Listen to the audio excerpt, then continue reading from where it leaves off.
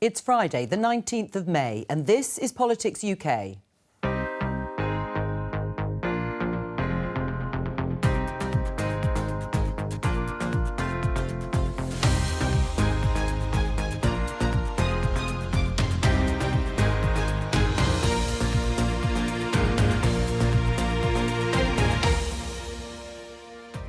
Welcome to your weekly roundup of parliamentary highlights. I'll be joined by correspondents in Edinburgh, Cardiff and here in Westminster by our parliamentary correspondent Sean Curran.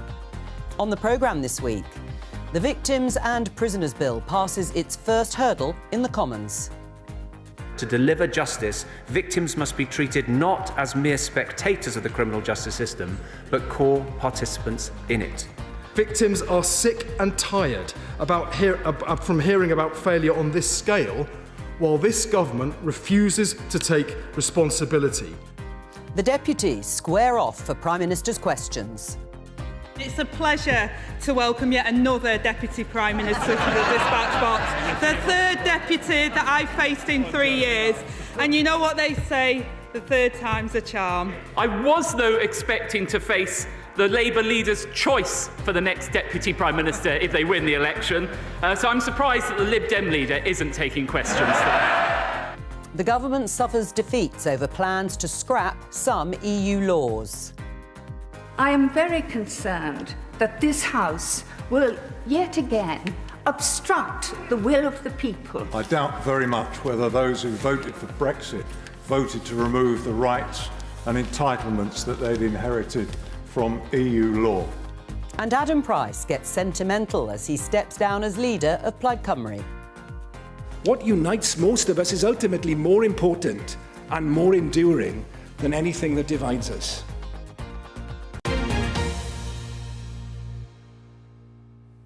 Let's start with Sean Curran about the policing on the day of King Charles's coronation. Well, it was controversial, to say the least, because there were several protest groups, a number of whom got arrested. Nearly all were released without charge. But critics blamed the Public Order Act, which had been passed just days before.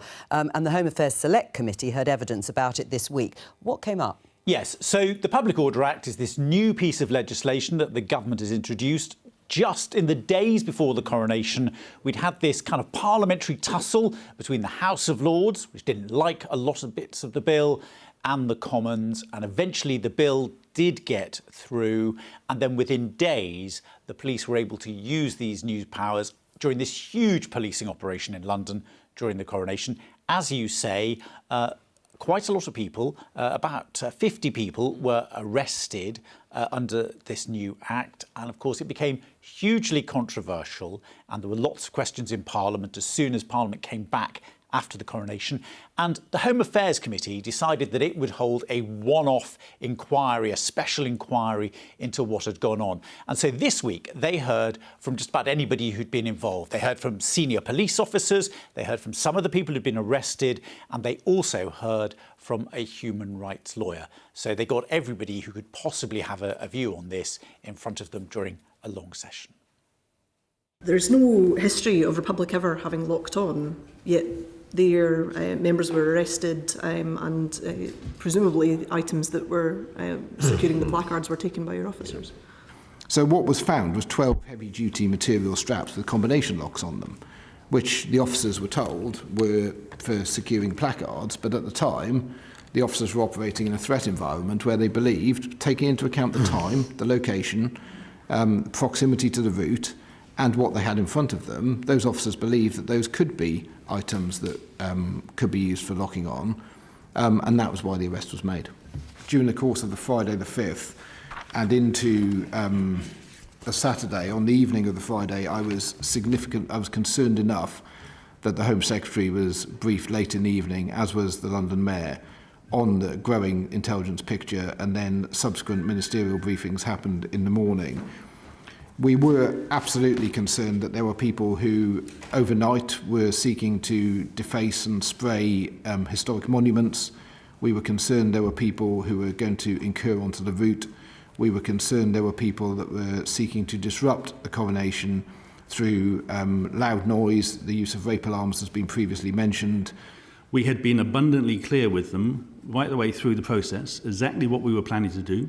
We told them how many placards we would have and what they would say on them.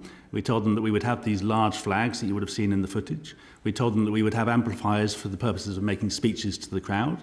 We told them we would have megaphones. We gave them a map which showed them where we would have the main protest and that there would be other smaller protests on the Mall and on Whitehall. We gave them every piece of information we possibly could.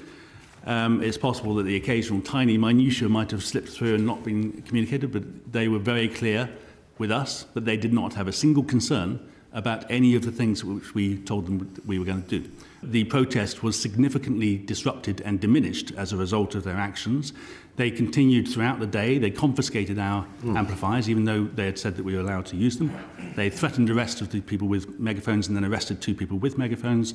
And I do know for a fact that large numbers of people then left or didn't turn up because of those arrests.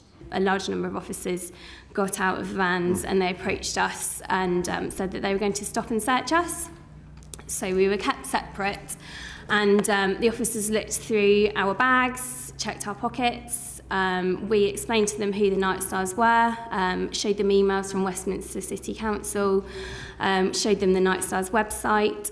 We gave them leaflets which had been printed by Westminster City Council, our high visibility vests, which do display the Met Police logo as well. We were told we were going to be arrested and taken in police vans to Woolworth police station, where we were held. I was interviewed at approximately 1 o'clock in the afternoon the following day, and then we were released a little bit after 4 o'clock on Saturday, the 6th of May. Goodness, that's such a long time for you to be detained. Yes, it was, yeah. Right, OK. I'm a bit speechless, actually, having heard that account of what happened to you and your colleagues. Is a megaphone and use of loudspeakers where people are there to listen and take in the spectacle, not, by your own definition, disruptive, which is what actually you intended to be? Well, obviously protest wants to be... is it disruptive or not, Mr. Smith?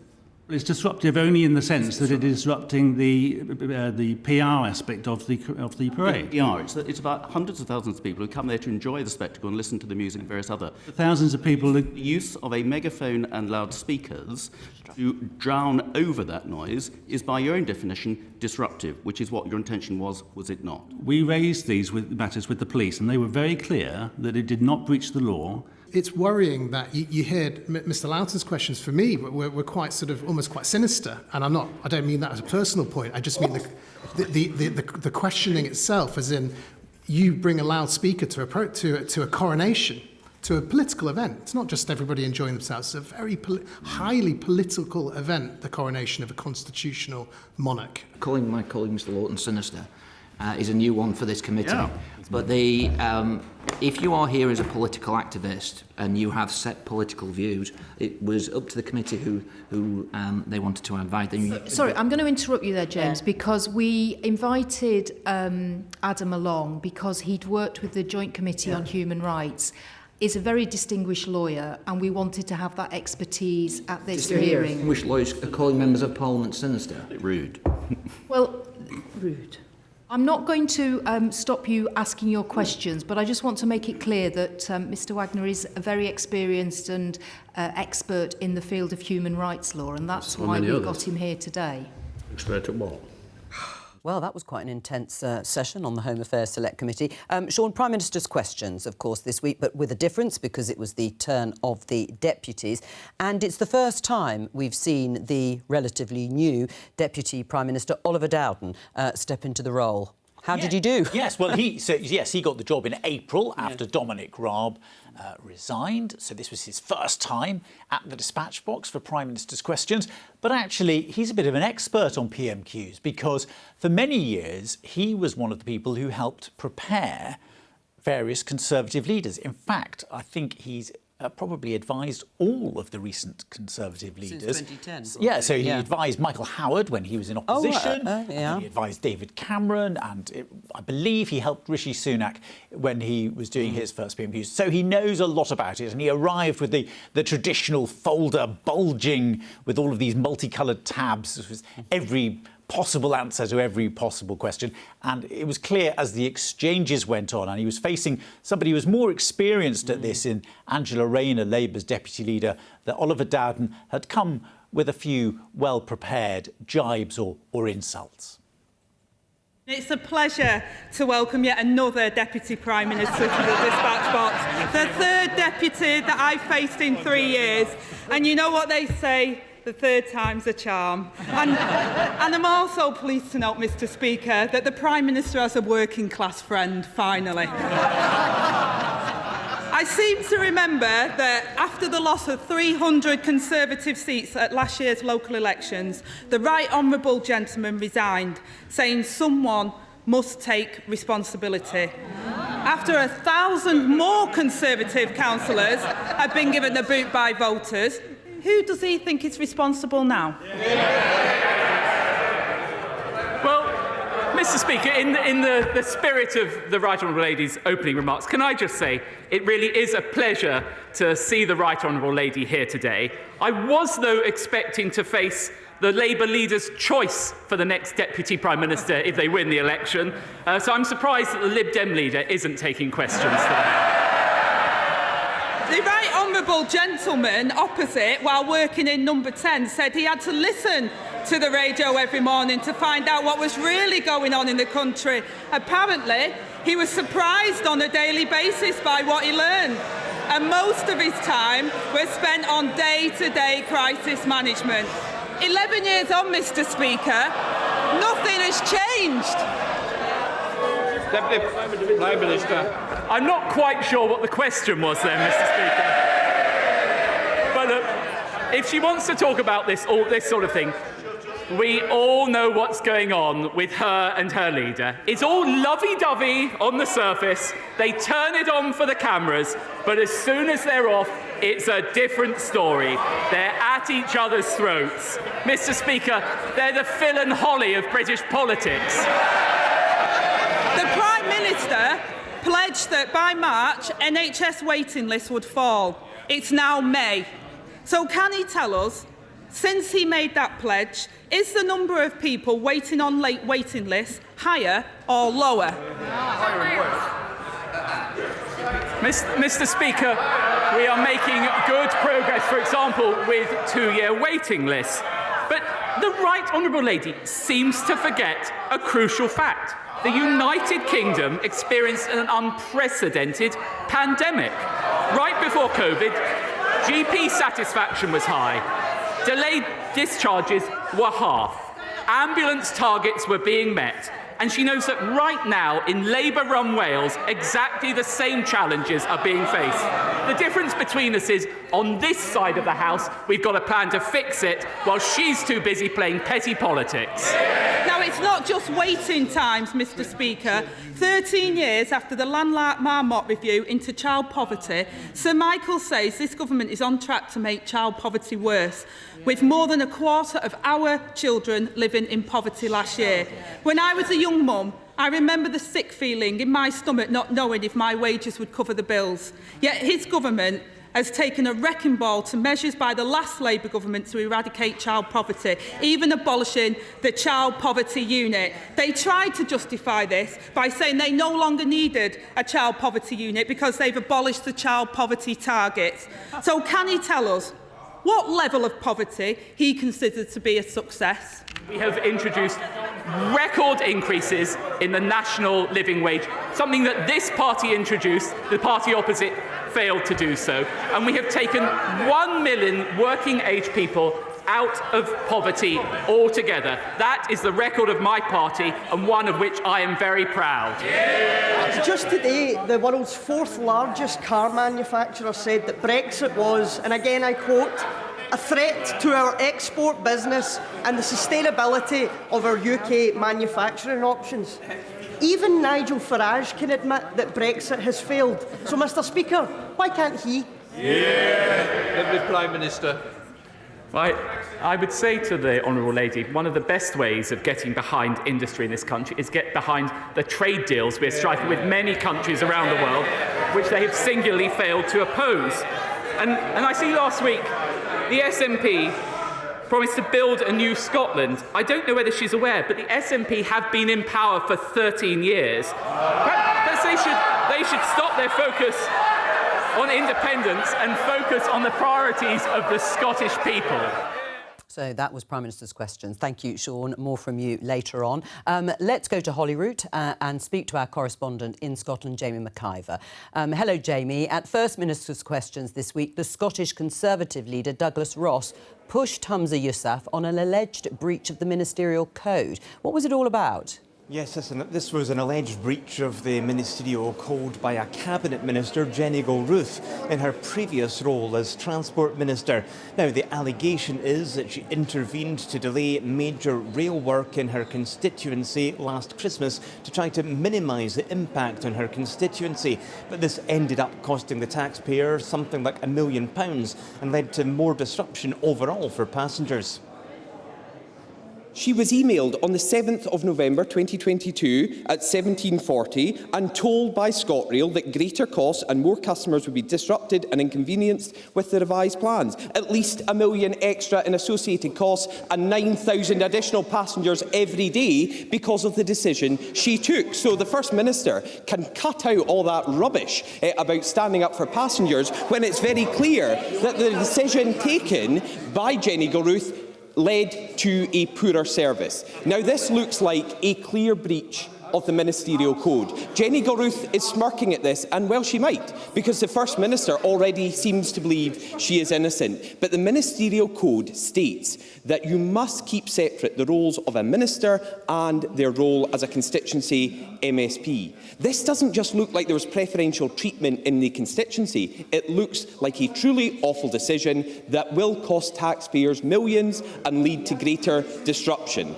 I will look at the accusations that are being made. But what I would say to Douglas Ross, of course, is that Jenny Gilruth was not and is not also the MSP for Dundee, Perth and Aberdeen. These decisions were taken, of course, because they were affecting railway passengers right across the network, and particularly across the north east of Scotland. So with the information that I absolutely have in front of me, it seems to me pretty clear that Jenny Gilruth made those decisions so that, of course, disruption wouldn't affect more passengers right across the network. Jenny Gilruth denies any wrongdoing. And though the First Minister defended Jenny Gilruth, he did say there would be further investigation into what he called the serious allegation she had broken the ministerial code. Now, Jenny Gilruth is now a senior member of Humza Yousaf's cabinet. She's the Education Secretary. ScotRail is owned by the Scottish Government, and transport in general is an issue which the opposition parties sense that the Scottish Government could be vulnerable on. Jamie, there's also been an update to the long-running ferry saga that we've talked about an awful lot on this programme before.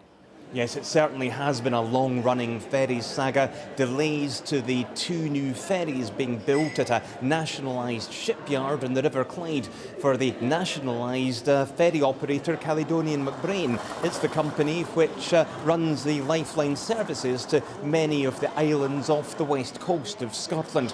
Now, it's been a very controversial project, several years of delays to the ferries, and the project is now something like 3 times over budget. Well, this week, the Economy Secretary, Neil Gray, made a statement on the future of work on the second ferry. Civil servants advised it would be cheaper to just abandon the work and commission a new ferry from another yard. But Mr Gray said the work will continue, arguing that way islanders will get their new ferry sooner. While I accept that the pure value for money assessment concludes that it could be cheaper to re-procure a new vessel, this work also shows that doing so would result in significant further delays. A new vessel could not be deployed until at least May 2027 at the earliest, 4 years from now and 2.5 years from the current delivery timescale. The building of ferries 801 and 802 has been a shambles from start to finish. In fact, shambles is not a strong enough word. It's been a scandal. What is missing from this statement today is an apology to the islanders who have been so badly let down. In for a penny, in for £1 million. We've had 8 years of this utter fiasco, which the government has soaked the taxpayer, has betrayed the islanders and has utterly humiliated the workers. I think this is rather a case of being damned if you do and damned if you don't for the Scottish Government. As I was saying, this row has gone on for several years now, meaning this took quite decisive action from Neil Gray, using a ministerial direction to effectively overrule the advice of civil servants. Now, that may be relatively common at Westminster, but the last time that sort of thing happened in Scotland was back in 2007. Meanwhile, CalMac's existing fleet is ageing, and islanders are becoming increasingly frustrated about breakdowns, delays and temporary timetables. Jamie, the Scottish Secretary had previously raised concerns about the use of civil servants to further the case for independence, and this came up at a Holyrood committee this week. What was said? Well, it did indeed. Now, there may not be any obvious way towards a second independence referendum at the moment, but the Scottish Government's Permanent Secretary defended civil servants' work on prospectus papers for Scottish independence. These are the papers which the Scottish Government has been publishing, outlining the case for independence in particular sectors. Now, UK ministers have questioned whether it's appropriate for civil servants in Edinburgh to work for the Scottish Government's Minister for Independence, arguing that the issue of the Constitution is reserved to Westminster. John Paul Marks, who's the Scottish Government's top civil servant, said it's important that civil servants serve the government of the day with impartiality. Secretary of State for Scotland, Alistair Jack, was questioning the appropriateness of UK civil servants working for the new Minister for Independence. You've talked about the new regime, the new ministers. I think the Secretary of State wrote to Simon Case at that point, and essentially it was bumped to you. I think, said, I understand this is a matter for the Scottish Government Permanent Secretary in the first instance. So your response to those issues, please. So it is for the First Minister to appoint his ministerial team, given his priorities, and that ministerial team is then voted on by this Parliament. And then it is for the civil service to serve that ministerial team with impartiality. So we serve the government of the day. That includes, with regards to constitutional reform, and it has been well understood under devolution for many years that the civil service in the Scottish Government serves the Scottish Government and their priorities, and we provide policy advice, including the development of prospectus paper series for this government to set out its constitutional objectives. Now, of course, the principal aim of the Scottish National Party is to bring about Scottish independence, and opposition parties in Scotland question whether the Scottish Government should even have a Minister for Independence. And you'll remember, of course, there was a Supreme Court judgment a few months ago which made it clear that the power over a second independence referendum lay with the UK Government. Jamie McIver at Holyrood, thank you very much. Let's return to Westminster and talk about an important piece of legislation that was discussed in the House this week. Sean, the Victims and Prisoners Bill was published and debated, I should say, on Monday. What does the bill hope to accomplish, and has it been welcomed by the Labour Party? Well, this is a big bill that tries to do a lot of things, or plans to do a lot of things. So there'll be changes to the parole system, there'll be some changes to deal with prisoners, and there is this overarching aim to try to ensure that if somebody is a victim of crime in England and Wales, that they are treated properly by the system. But it also delivers on a manifesto commitment from the last election, which is this big idea of introducing an independent public advocate, somebody who would represent the interests of survivors and bereaved families when there's been a disaster. And this has been something that the families of the Hillsborough victims have been campaigning for many years. So it's a big bill. It's trying to achieve a lot. It was an opportunity for the new Justice Secretary, Alex Chalk, to make his first big speech in the role in the Commons. Labour basically said that they didn't think that this would do enough for victims.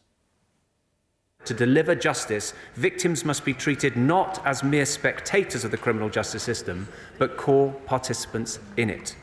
That is the mission of this government, and that is the mission of this bill. It's a bill which will boost victims' entitlements, make victims' voices heard, including following a major incident like the tragedy of Grenfell or Hillsborough, and deliver further safeguards to protect the public. Maria is a young woman who was subject to multiple attacks by a serial rapist. She reported the crimes in March 2019, but had to wait 3 years and 7 months for her case to come to trial. The pressure on her grew so intolerable that Maria attempted to end her own life, leaving her with life-changing physical injuries. This is abhorrent. Victims are sick and tired from hearing about failure on this scale, while this government refuses to take responsibility. The circumstances of every disaster are different, but there are common elements. And one of the common elements is that where state-funded organisations, arms of the state, are involved, they appear to think that their reputation matters more than the truth. They appear to think that any amount of budget that they have over the years can and ought to be used to defend that reputation. And they often appear to think that it's perfectly all right to blame the victims, to blame others, to blame anybody but themselves. That is what we have got to stop. There seems to be endless state failures in dealing with offenders. I've already spoken about institutional state failure on behalf of victims, but there has to be a stronger and better way in which we can deal with offenders who've been let down through, successive legislation perhaps in the past, or the way in which they are rehabilitated, or the fact that we have this just cycle, this revolving door of repeat offenders and offending taking place. And I'm afraid sometimes judges on the courts failing to send offenders to prisoners. There's a panoply of issues here that we do need to look at. I find it an insult to victims and survivors that their one opportunity to have a bill recognising the inequalities and the hurdles that they face has been saddled together in perpetuity with the very persecutors, the very people who've made them victims. And that sticks in my throat. I personally don't love the word victim. It makes some of us feel as though we have neon signs above our heads flashing away and marking us out as weak, naive, or stupid enough to have ignored the signs that led us to be treated so badly. I wince whenever I read that description of myself, despite knowing that it wasn't stupidity or weakness, and that actually anyone could find themselves in a similar situation. What we have to do is break through to those who need us and make sure as legislators that these processes are as easy and stress-free as we can make them.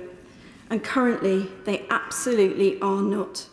Picking up on some of the provisions that were talked about in the new bill, Sean, the Justice Committee then heard evidence this week from people, you mentioned Hillsborough, who were involved in the disaster. Why were they giving evidence? Well, this has long been an issue that has been raised by the Hillsborough families. They've argued that there should be an advocate to represent their interests. They've had these long legal battles, and the mother of two daughters who died at Hillsborough told the committee that she thought the truth would have come out decades earlier if there had been an independent public advocate representing the family's interests. Can you perhaps spell out for us what your view is as to the other core functions that the independent public advocate should have?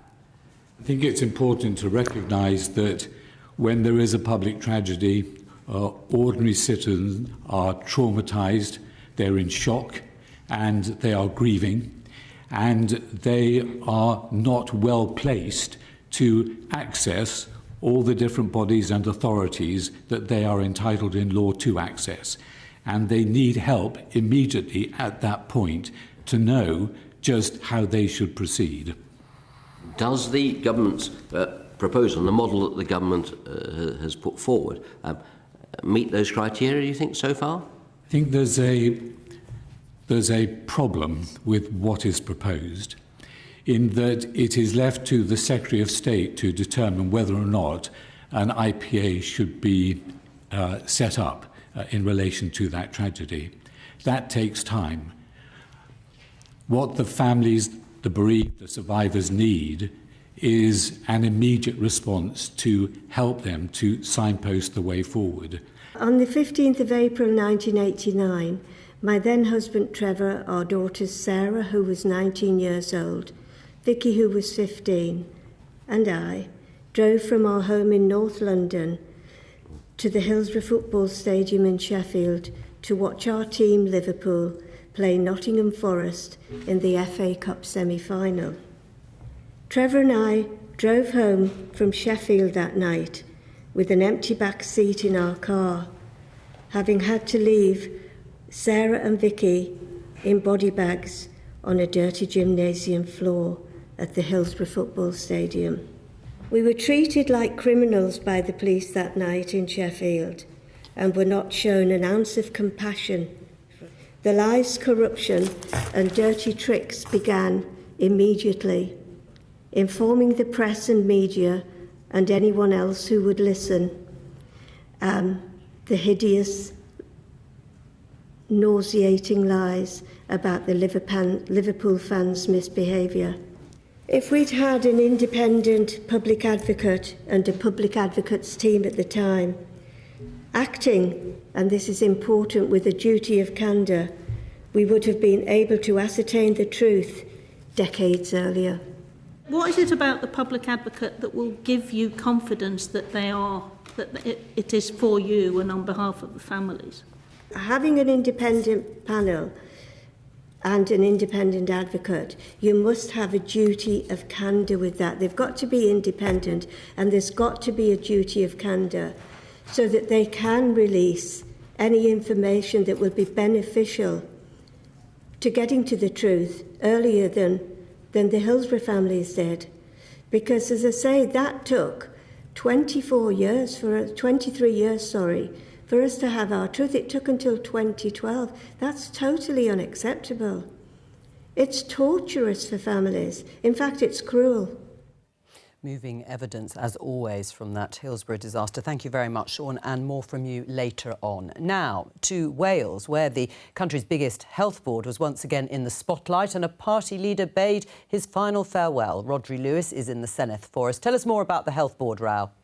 Well, Joe, we talked many times on this programme about the problems facing the Betsi Cadwaladr Health Board, which of course covers all of North Wales. There have been several critical reports down the years into how it's run, and it was also being put into special measures quite recently by the Welsh Government. Now, the latest report, which hasn't been released publicly but has been shown to BBC Wales, said officials at Betsi deliberately made incorrect entries into the Health Board's accounts, which meant millions of pounds of public money was wrongly accounted for. Now, this was raised in the Senedd by the Conservative leader, Andrew R.T. Davies.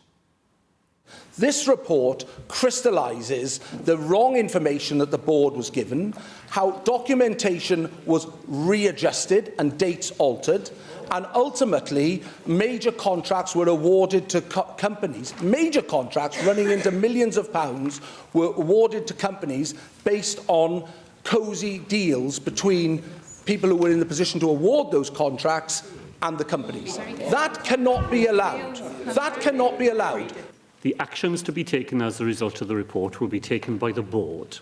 Legally, they are responsible for it. They will discharge those responsibilities. That is the way in which the system has to operate, not in the way that he has attempted to operate it this afternoon, spraying around a series of accusations from a document which most people here will not have seen. Yeah, the Leader of the Opposition may well wave a document in front of us that he should not have seen.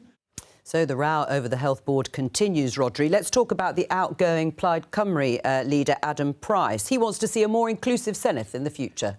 Yes, Adam Price resigned after a report found widespread bullying, misogyny and harassment in his party. And in his final appearance as leader, he didn't mention that report, which some here thought was rather odd. And instead, he wanted an assurance from the First Minister that if and when the number of members here is increased from 60 to 96 after the next Senedd election in 3 years' time, there'll be a more diverse group of people. Will you promise me, Prif Weinidog, to build on the work that between us we've begun, to turn this place for the future of our nation into the most fully inclusive 360-degree democracy anywhere, where every voice is heard equally, so every life can be lived equally, fully and well. So I know, and you know, we have used our time together here to the best of our shared purpose. We will bring forward legislation to reform this Senedd, to make it fit to discharge the responsibilities the people in Wales put in our hands, and to make sure that the people who arrive here in the future fully reflect the diversity and the nature of today's Wales. I look forward to the next 18 months, to bringing that piece of legislation in front of the Senedd, to debating it robustly, but always to do it in the spirit that we've heard from Adam Price this afternoon. Yeah, and perhaps unsurprisingly, Adam Price showed some emotion, of course, in his final remarks. Yes, he did. He praised the First Minister and said he was annoyingly good at answering questions. Now, the two parties do have an agreement, of course, which means they cooperate on a range of policies, but Plaid hasn't entered government and doesn't therefore have any ministers. But the expectation is that that agreement will continue despite Adam Price's departure. And in that vein, he said they were both working towards the same goals. We are two socialists from Carmarthenshire, hewn from the same root, on the left wing of both our parties, who, through design or default, we will leave it to others to decide, have ended up implementing policies in many areas more radical than either of our manifestos. But beyond us, there is a deeper truth that will outlast us, that in this place, what unites most of us is ultimately more important and more enduring than anything that divides us. This chamber is circular for good reason. Making sense of the Senedd means you must understand that we're not here to create a mini Westminster, but to build a better Wales together. To be not an arena of antagonism, but a Senedd in search of a new synthesis, where the different truths we represent are combined anew in pursuit of the common good. So now that Adam Price has gone, the interim leader of Plaid Cymru is Llyr Griffith, but he won't get the job permanently because the rules don't allow interim leaders to succeed to the top post. Now, nominations for the leadership will close on the 16th of June, and the expectation is the new leader will be in place by the end of the summer. Rodri, thank you. Rodri Lewis there in Cardiff. Let's return to Westminster and Sean Curran. Now, the government suffered defeats in the House of Lords this week over plans to scrap certain EU laws by the end of the year. What came up? Yes, so this follows on from the big announcement from the Business Secretary Kemi Badenoch last week, when she announced that this big project that the government was undertaking, where it was going to review all of the EU laws still in force in the UK and decide whether it wanted to keep them, rewrite them or scrap them altogether. Now, the government had set itself a deadline of completing this task by the end of this year. In the parliamentary jargon, that's known as sunsetting. So all of these laws would expire unless something was done about them by the end of this year. And there's been a long debate about exactly how many laws are involved, and there's some talk that there were a few thousand. It then turned out to be a bigger number, more than 4,000 laws. Kemi Badenoch last week announced that 600 laws of these laws would expire at the end of the year, but she was going to change the bill that was going through Parliament to allow more time. Well, this angered quite a lot of people for all sorts of reasons, not least because MPs weren't getting the chance to debate this because the bill was already in the House of Lords. So the government's amendments to the bill came just a few days later when the bill arrived in the House of Lords. Now, peers were already cross about this whole process because they were saying, well, this isn't taking back control and giving it to Parliament, it's taking back control and giving all the power to ministers and civil servants because they're the people who are taking the decisions. And so they argued that there had to be a much bigger role for MPs and peers. And that is what's led to the defeats this week. There is no provision for parliamentary scrutiny in the proper sense of those words. It is the greatest of ironies that taking back control over our laws, which is what Brexit is all about, has resulted in handing back this control to ministers and civil servants and not to Parliament. Let's face it, the civil service has not done well over trying to locate retained EU law. They were given endless opportunities to dig this stuff out. And what happened? Virtually nothing until the panic set in when this bill was on the statute book. Was being debated. And let's face it, it is the job of departments to actually know what legislation they've got. I am very concerned that this House will yet again obstruct the will of the people expressed in 2016. Sorry, my lords, it was clearly expressed. It was expressed again in 2019.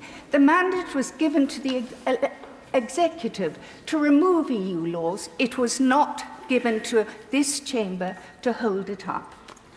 I doubt very much whether the will of the people was to remove the rights of working people. I doubt very much whether those who voted for Brexit voted to remove the rights and entitlements that they'd inherited from EU law.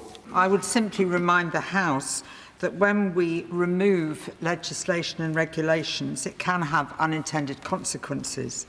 There is evidence that accidents happen. For example, if we abandon working time directives and regulations, then when people are overtired, their accidents, they can be fatal. And there have been fatal accidents. Let us not lose sight of the clear evidence of harms when regulations are no longer in place, because lost lives cannot be reclaimed or replaced. There is still great uncertainty about the government's intentions.